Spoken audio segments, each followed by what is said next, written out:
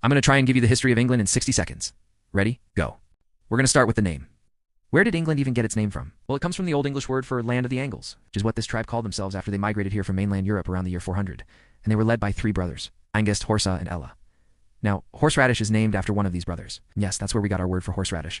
Not from the horse, but from the man. So these three brothers established their kingdom here in what is today Kent, Sussex, and Essex.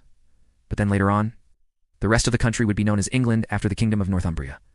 And that was located up here in what is today northern England and parts of Scotland. But this lasted from 793 to 954, so that's a long time.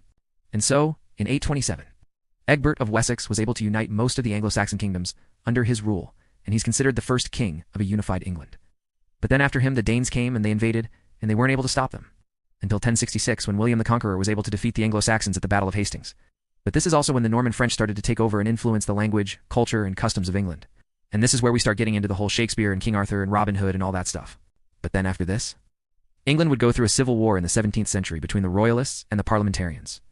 And this is when Oliver Cromwell came into power and established a republic.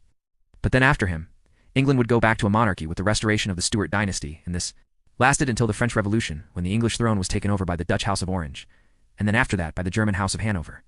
And this is when we get into the whole World War I and World War II and the whole British Empire thing, and that's pretty much it. Oh yeah, and don't forget about the whole Brexit thing that just happened in 2020. But if you want to learn more about any of these things I just mentioned, I have a full course that goes into way more detail.